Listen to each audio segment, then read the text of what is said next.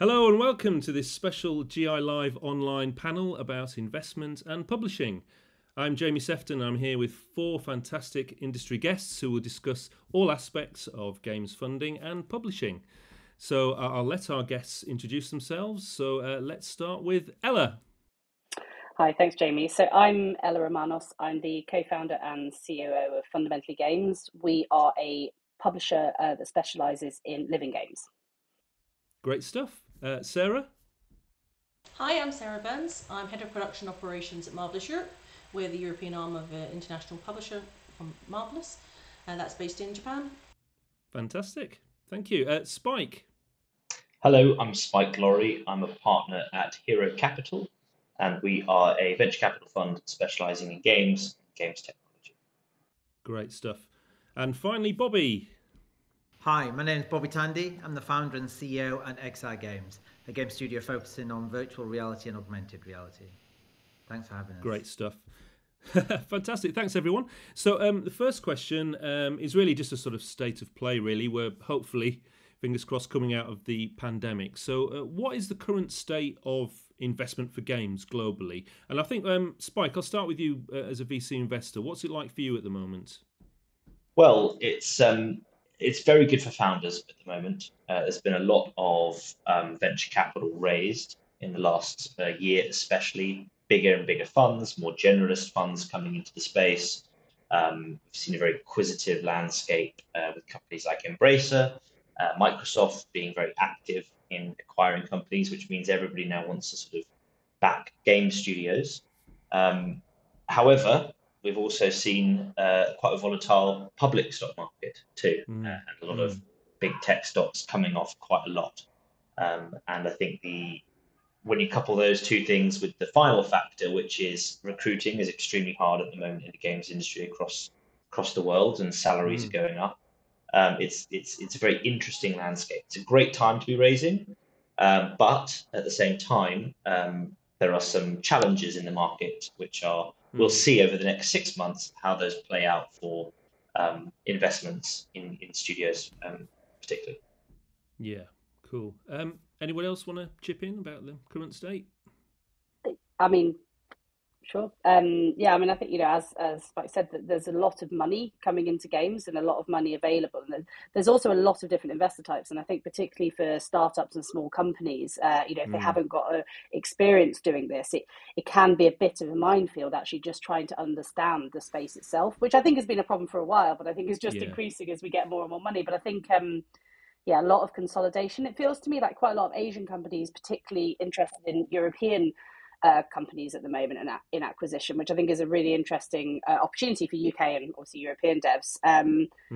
And in the UK specifically, I mean, SEIS, EIS, VGTR, these things are all helping. And I feel like generally global government recognition, I feel like we've got to the point where governments recognise that games is a good space that is viable for the economy and for jobs.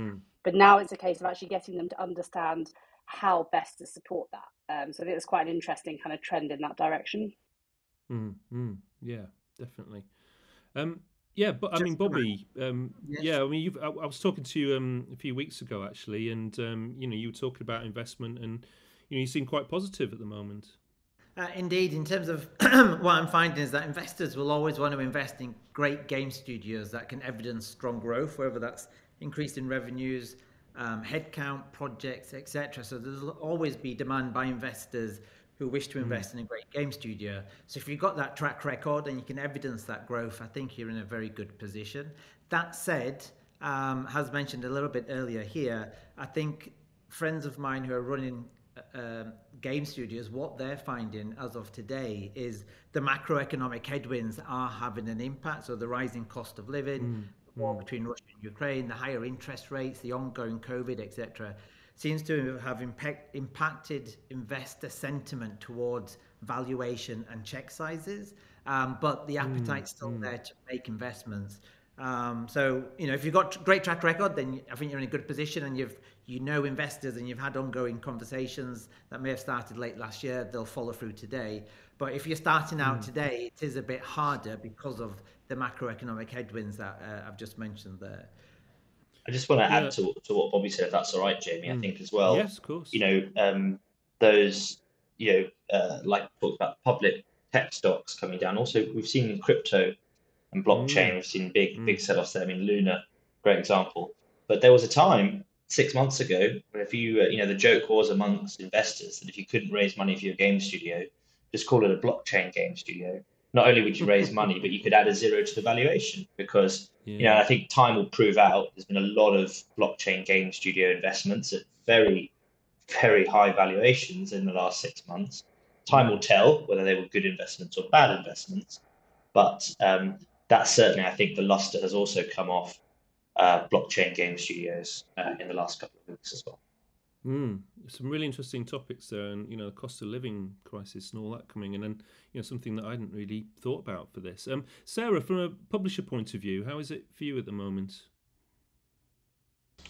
In terms of investing in titles, I mean, we're still looking for the titles all throughout, say, COVID and now, so we're coming out the other side of it. I think finding titles, there's plenty of money around, and there's plenty of titles around. It's finding the right ones right now. It's never been easier to make games, really, and so it's finding the right partners for each other is the key at the moment for us as publishers. Yeah, absolutely. And are you finding? GI Live Online is obviously an online event. Are you finding that you're kind of still taking part in online events, and are you doing in-person events as well, or hybrid stuff? It's quite messy coming out of this pandemic. So are you going to be doing all of it at the moment? Yeah, in terms of looking for potential titles, we're sort of hybrid at the moment. We're still taking part in a lot of online things. We've been sort of grounded, so to speak, for up until now in terms of going to physical events. We'll be looking to go again to probably Gamescom is the next sort of thing that we'll be physically present at. Mainly just for sort of health and safety purposes. But I found we managed to make some great connections using, say, like GI Live and other meet to match sort of systems.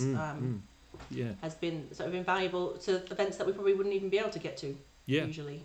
Absolutely, so. Good stuff. I was going to pick up on something that Ella mentioned, which is the kind of just the array of funding choices that developers have. Bobby, how as a developer, how do you decide what funding you're going to go for, if you go for funding at all? Sometimes it's better not to even bother and just to kind of bootstrap it a bit yourself. But for you, how do you decide what funding to go for? Great question. I think bootstrapping is always the ideal route. Just look at what Downpour Interactive achieved by their founder and CEO Dante Buckley, where he bootstrapped his first game, launched, huge success, and just organically grew the studio, and he retained 100% ownership, no board of directors, no investors to answer to, etc. That is the ultimate indie poster child for me anyways. And as a game studio, if you can do work for hire projects and use that money, use those profits to organically grow your studio, then again, it's fantastic because you're not having to take on investment and give away equity and have a board to report to. That said, VC investment is good for certain firms. And for XI Games, it was a route that served our needs the best. We were in VR like in 2017 when the revenues were not that great, so we knew we needed VC investment. We have three main investors, Procura, Maven and ACT, and each of those investors bring a different skill set to the table, whether that's helping with C-suite employment, C-suite advisors, etc., opening doors that may not have been possible previously, and giving us the growth capital that we need. And they've supported us all along the way, and we're just closing another round now, which is going to be done by the internal investors. I guess it kind of depends on the genre you're in, the medium of gaming you're doing, what the growth looks like for your particular market, what you're going to use your funds for. But if you find great investors, all they wish to do is support you.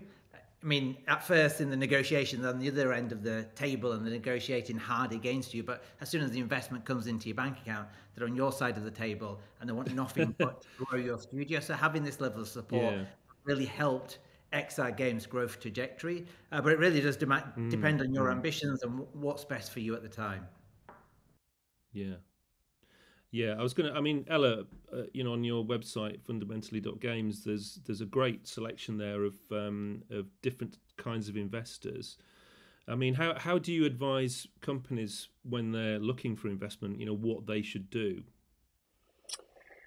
I mean, it's a big question. I would echo what Bobby said on a lot of it. It's about, what you're trying to achieve as a business. I mean, VC funding as an example, and Spike, you can correct me on this, but, really they're looking for high growth companies and companies that really want to scale. That's not everybody. And that doesn't mean that your company is better or worse, but it's not right for a lot of companies. Equally, there are smaller investment funds who have different remits, and there is debt funding, and there is, work for hire and funding it yourself. So for me, I think the main question I ask people is, what is your long-term funding journey? Because getting funding is very rarely just a one-stop thing. So rather than sort of saying, I need X amount of money now, looking at, the sort of next 3 years, I mean, 5 is great, but it's pretty theoretical. But even if you can look at kind of the first 2-3 titles and work out what your funding journey might look like, because actually they're also not completely detached. So you might need to get some funding now, but if you know where you might be going, you might go for a publisher initially and then want to get VC later. Kind of understanding that journey helps you to then work out the best places to go now. Yeah, I think that's right. I think it does tie in, like exactly you're saying, to the vision of the company and what you want to achieve. It's like, if you just suddenly go for this, project funding, you think actually we need, investment for our company, then you kind of, you're kind of going in different directions, and it's important to have that focus. I mean, Spike, when you have companies approaching you, is this one of the things that you look for specifically, like a vision for the company? Yeah, that's a really important part of it, and I think Ella's point is spot on. There are lots of different funding opportunities available. Not all funding types are suitable for each studio type or each founder type. And understanding that, being really honest about that, is really important. And what we look for as a VC is 3 things. We look for a really good team. We're backing teams, not single ideas or single projects like a game publisher might. Because we understand that the games industry is a hit-driven industry, and veteran teams sometimes need a little bit of runway. Sometimes need to get their iron a little bit before they have their hit, or before they have the game that really defines them. And VC funding is long-term funding. Secondly, we look for a moat. So we look for what is it that the studio is doing that's different and defensible, and that could be a network effect moat. So we've already got a big community that's really connected and involved in what we're doing, and that sort of defends us from somebody doing the same. Or it could be a piece of intellectual property that's particularly strong. This is our moat. We can defend this IP. And thirdly, and which is very typical of sort of venture as a model, is this a breakout opportunity? We have a duty to our investors to return them money. Ultimately, VC is a financial instrument for investors, and we need to return them a 5-time return on their investment. And so you can't do that to there are some genres or some types of games where you can't do that as easily as others, for example. Yeah. And so can it be a breakout opportunity? Can it really scale? Is the third one. And so people should think about venture capital as sort of, when it works best, it's a company, great team, already doing something good. They've got an engine running, and they just need fuel put in that engine to really take it to the next level and to help them grow. That's, I think, a good way to think about venture capital for game studios. Yeah, no, that's great stuff there. I mean, Sarah, for a publisher, I imagine, some of the things that Spike was talking about, like a good team and things like that, are important. But you have a slightly different kind of remit, I imagine, as a publisher looking for the company and what you're going to invest in. Yeah, definitely. I mean, we're obviously looking to have lasting relationships with developers, and but it often starts with looking at a pitch and thinking, what's the hook? Is it a great hook? What's the team? Have they done anything together before? Often a lot of people have worked at other companies, but have they delivered? Can they deliver together? And is the game strong enough? and possible opportunities to work with them in the future is also something we look at. Yeah, definitely. And I think you important there about track record. I mean, I've been asked before by companies, what if we're just a brand new games company? We haven't got a track record. Will this affect our ability to get funding? Is that will it just make it more difficult? I think it depends on the publisher. I mean, there's often publishers that will put money towards just a prototype, and then they'll reevaluate once to see if it has that spark. Other publishers are looking for something a little bit more concrete, like come to us when you have a vertical slice, something that we can look at and measure the fun.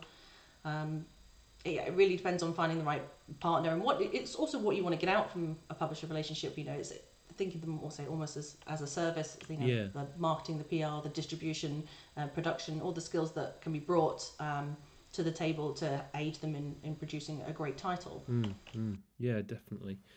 Can I just add to that? Yeah, of course, Ellie. Because I think Sarah, what you said was really interesting. Like, I think the two things are kind of balancing the risk of the publisher, the risk they're willing to take, which is what Sarah just said, about how early they get involved, with building trust with the publisher. So whatever however much risk they are willing to take, they still have to build trust. Now, a team that has a track record, whether that's within the company or previously, is a really good way to build trust. If you don't have that, then you need to find another way to build it. That will often mean that you have to get your game further so that you can prove beyond your own opinion that your game is successful. So it's kind of, looking at the publisher and thinking, well, are they the right risk profile for me, versus how can I build trust if I don't have a track record? I mean, that sort of brings us on to topics like, what are the things that, would be red flags perhaps for investors or publishers? What can developers do to avoid making mistakes? What are the things that investors and publishers particularly look out for that might put them off? Is anybody? I mean, I have put their head on the chopping block. I've got loads, so you go first. Again, it's looking at, they say we want to be able to build a good relationship, but also it's got to be built on trust. As again we were saying that you need to have a good plan in place. Have you got the right people in place? Do you have a solid idea? Do you know what you're making? Really, sorry, Ella. No, exactly. I mean, so I have quite a few red flags, and we talk about this quite a lot at work. But so I have said one of the things for me that comes up quite a lot is that, obviously you're making a game because you're passionate about it, but hopefully you've identified that there's a market and an audience, and hopefully your audience doesn't mean male 18 to 35. Hopefully you've gone further than that, and I think that a lot of developers are getting better at that. But it feels like the thing that still I see missing a lot is the joining the dots between your game and your market and audience and competitors. So this is my market, this is my audience, these are my competitors, here's my game, and actually helping to join the dots between this. That's why this game will target that market, or that's why this game should exist now, is something that often struggle to see in pitches in particular. Yeah, Spike. Yeah, 100%. Yeah, sorry, Sarah. Sorry, Jamie. No, I was just saying that often you'll see titles that to say, our game is like this title, but nothing else, but it's brand new, it doesn't exist. Well, why doesn't it exist? Does that work, essentially? Definitely. Spike, yeah, I imagine it's similar for you, that, you have similar things on there. It's a sea of red flags. So it's, no, look, and I think, obviously there are things that, we look at a couple of thousand opportunities a year, and we invested in sort of 11 of those last year, right? Out of, I think it was sort of 4,500 opportunities that came to us through one way or another. I think, obviously can't invest, we have to be very picky about what we invest in. But what I think is a potentially a common misconception is, or what I would, is that every opportunity that comes into an investor, and I'm sure it's the same for a publisher, we want it to be the one that, returns the fund or does really well. Sorry, we can hear a siren in the background. There's a definite red flag going on there, I think. Yeah, exactly. but we want everyone to win, right? Because of course we don't. Our job is to find fantastic Yeah. opportunities and to work with great studios. So every pitch that comes in, and at Hero Capital, one of the things that's important for us is we don't want people to feel like it's an old boys network of raising money. And so it says on our website, and there's a form to fill in, that we look at every opportunity that's submitted through the website. All you need to do is have the link, hero.capital. And we look at every single thing that comes through, and we want all of those ones to be the one that returns the fund, because that would make our life so much easier. So we're on the side of everyone that comes in, and often when we give feedback, if there was a red flag to talk about, it's that sometimes when we give feedback to founders or to teams, it should be a given that it's meant in a good spirited way, and it's meant in a way that's going to help move that team forward. And one of the easiest signs of this isn't a great team to work with, and or they need a bit more work, is when people are defensive or brittle or unable to understand that perspective. Yeah, I mean, Bobby, you've been doing a lot of pitching to get your investment and things. And when you're pitching and you get feedback from the investor, are you constantly kind of changing your pitch and adapting to what they're saying to you? Like maybe they said, oh, we don't want to see more of this. Is that something that, when you're constantly kind of looking for investment, it's something that you've got to do, like take on board criticism and change your pitch? Yeah, I mean, I put my investment fundraising in two different camps. The first camp was when we had to prove we can do what we said we're going to do. And then now we have done that, it's very different. Like the current raise, I haven't even had to create an investment pitch deck, and we've just been flooded by inbound interest as they can see the increase in revenue, in head count, in projects, etc. So thinking back to when it was difficult for us, absolutely, pitching to anyone who'd care listen to me, and you constantly take on board their feedback and tweak and iterate and improve your pitch deck based on the comments that they flagged as these were areas that needed to be addressed. But in terms of red flags, from how I see it when pitching to investors, investors definitely have their sea of red flags.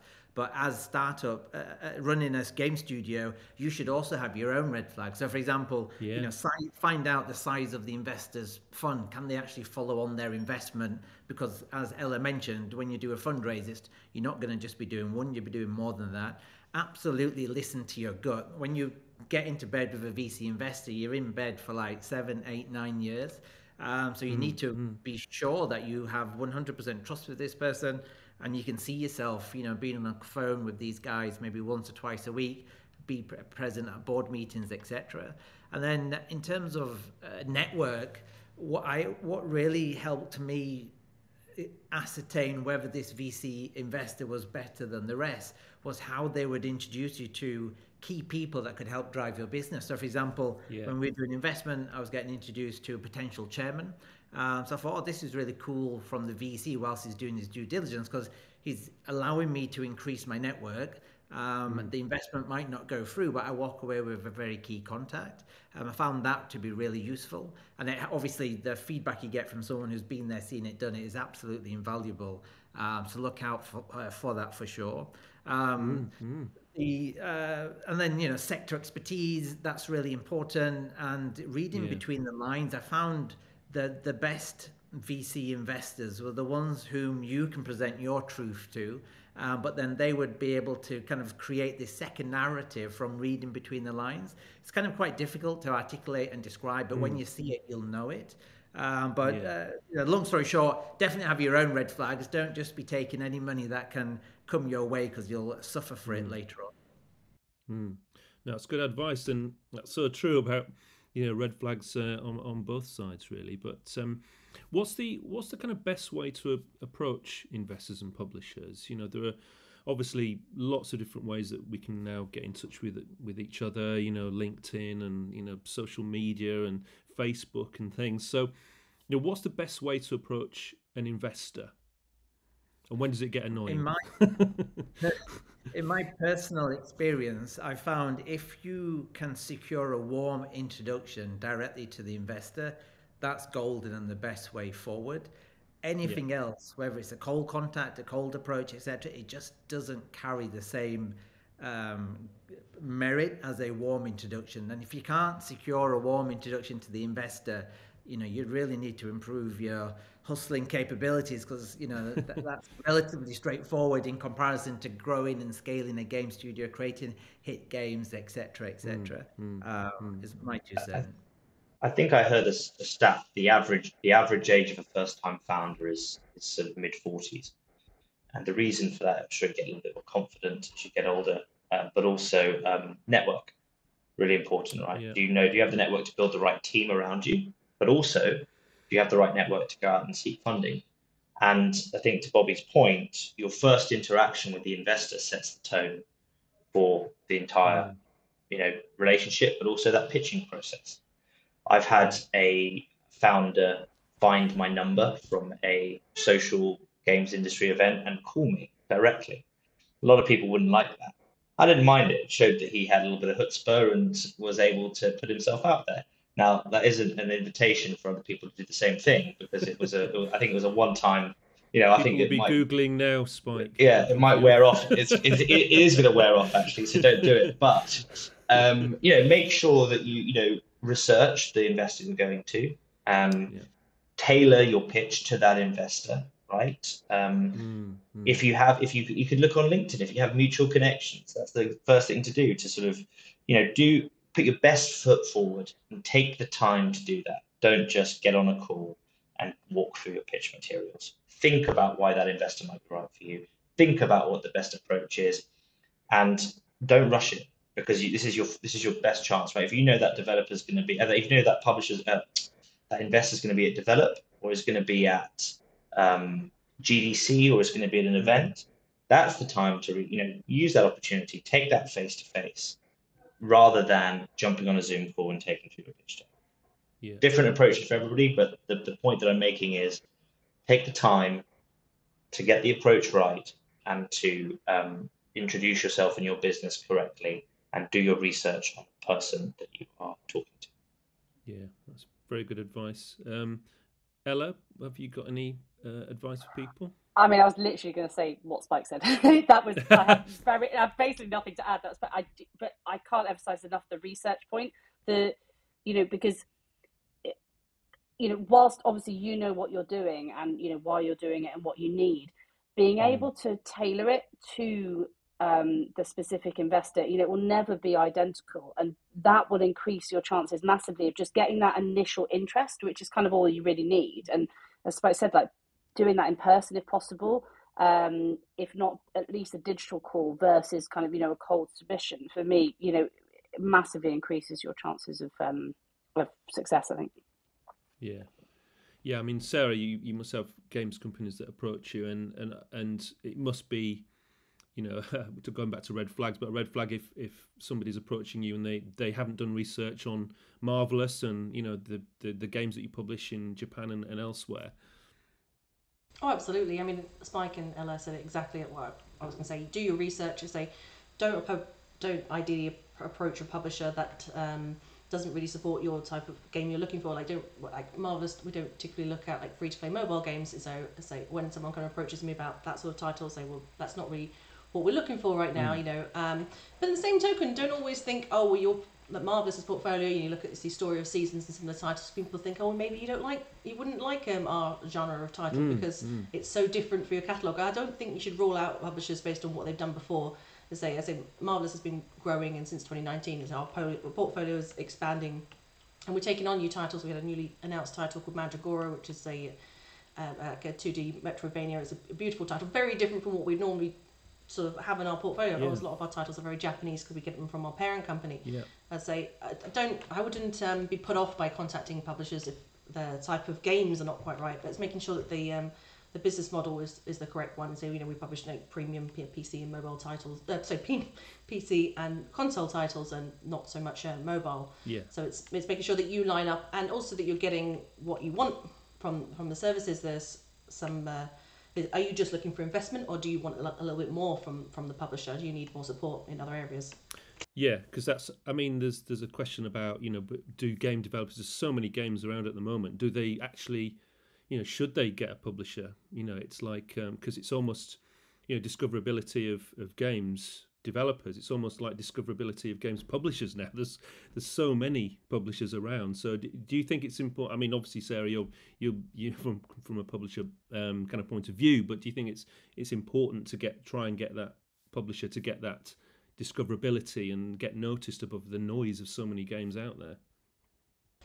I think it's difficult to make a first impression again. Often people think, I can go out and I can try marketing, releasing or early access the title like by ourselves, and then when it doesn't work, it's quite difficult to pull that back. Right. Whereas when you've got the exposure and the marketing, the PR, and everything that a publisher can bring, it can be really sort of helpful. I mean, if you can establish that community, like grassroots yourself, and bring and grow the title with the in the indie space, then it can work. But it really I think publishers can bring a lot of value in that as well. Yeah, absolutely. I'm going to ask a question about crowdfunding. Is it still relevant? Is it still a popular way of raising money for games? Excuse me, Ella. You've done quite a bit of work in this area in the past. I mean, would you say that it's still a kind of healthy ecosystem, the whole crowdfunding thing, and would it help get investment if you've already got a big following on like Kickstarter or something?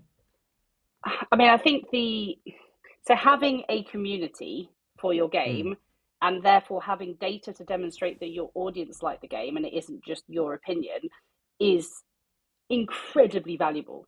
And crowdfunding can do that, as can other ways. But I would say that crowdfunding is incredibly difficult to get right. And therefore, I think you need to know why you're doing it. Are you doing it to raise money to fund your game? You're probably not going to make enough through crowdfunding to fund much. Certainly not all of it, is very unlikely. If you're looking at it to build a community, then is it the best way to do that for your game? Because I think the thing that people forget is that Kickstarter itself is a community, and that community likes certain things. If you are making a game for that community, then yes, it's great. If you're not, then you're basically just putting your game up on a page and you have to point people towards it anyway. So maybe it's right, but why? So I think it can be good, but I for me, I've been involved in 2 campaigns. One succeeded, one failed.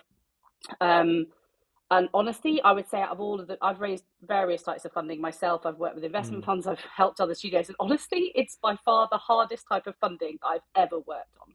Wow. And it so it's not I don't really have a direct answer, but I would say that it is not an easier route. It is not a quicker route, and it is not a more secure route. But so I think understanding the reason that you really need it and really understanding the space is the important thing. And then if those things all line up, then yeah, it's a viable option. But it won't be for the majority, I would say, of studios.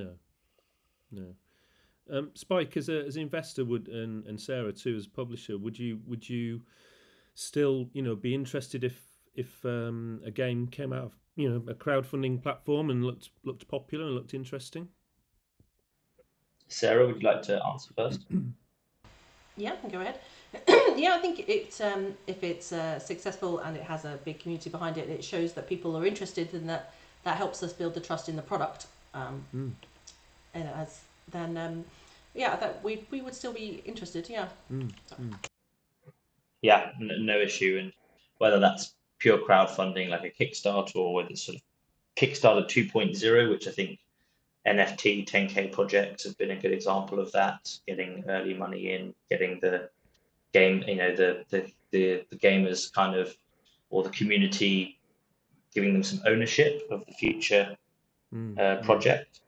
I think great, and certainly wouldn't discount people from seeking investment if they've gone that route. Bobby, did you ever consider crowdfunding for XR games? It's a route we haven't gone down. With us working with Hollywood IP or with AAA game studios, we wouldn't be able to do that on behalf of their IP, so just stayed clear from it. But the stories I'm hearing from friends who have been doing it are echoed here, especially from Ella's comments. That is very difficult. Yeah, absolutely. Great. Well, we're getting to the end of the panel. I've just got a question I was going to ask about companies that are meeting today on GI Live today and tomorrow. What advice would you give them in the, when pitching online? Because we're still kind of in this hybrid situation with events, and some people will be pitching in real life, other people will be pitching online. So what are your advice for people that are pitching today through something like Meet to Match? Get your test your tech, and if you can demo your product and show it off. Slides are really good. Great way to explain your business, but if you can just share your screen and show something, it gets the investor right up to speed with what you're doing, and shows it in a very, people will get it straight away. Sometimes you look at decks or you're going through pictures and you're just like, I don't understand what it is. What is this? And if you can show it, you've saved everyone a lot of time and brought the investor on board or the publisher on board very, very quickly. Yeah, I would just add to that you don't always have a lot of time on the match systems. So if you can just sort of get across what the fun is initially, and then if you can follow up even with, say, the build or even a video. We have a lot of applicants for games, and if you follow up with a video of your gameplay, that is tremendous value for us when we're trying to look for titles. Yeah. And personally, when using Meet to Match, what I always tried to have the goal of was to try and set up a much longer meeting after that initial 30 minutes. So rather than going through an investment pitch deck, I'd verbalize what our credentials were, what the vision, the mission, the values are, our past success. Definitely, as Spike mentioned, bring up a playable demo, which is probably the most valuable piece. And what is the use of funds and the team, and kind of verbalize that and get it down to like maybe 5 to 10 minutes, and then suggest we'd love to set up a follow-up meeting where we can actually go through the pitch deck in time, or send the pitch deck over email and then go through it at a later date. But just trying to get to the heart of what's going to impress the investor, which is obviously in this sense playable demos of what you're actually up to, and just securing that meeting for sure. Yeah, good stuff, Bobby. Ella? I would say don't take up the whole meeting with your pitch. Keep it short. It's actually okay if a meeting finishes early, but leave time for questions, because you hopefully your pitch kind of covers a lot of the key points that the investor or publisher needs, but there'll probably be specific questions that they want to ask that will help. And also, you want to leave time to ask them questions. I really like it when developers ask us and say, what is it you need to see? What are you looking for? How do you work? Actually, it kind of shows that they've really thought about it, and it kind of shows that they're really engaged in the process. So I think the ones that I struggle with is where, they spend 20 minutes explaining the minutiae of their game design when we've only got 20 minutes to talk. So it's like getting across those key points as quickly as possible and leaving time just probably to get to know each other a bit, really. Yeah, fantastic. Great. Well, fantastic advice, and good luck to everybody who's pitching today. And thanks very much to our 4 panelists today. That's Ella Romanos from Fundamentally Games, Bobby Tandy, XR Games, Sarah Burns from Marvelous, and Spike Laurie from Hero Capital. So thanks, everyone. Please do check out the GamesIndustry.biz YouTube channel for more games business talks and panels.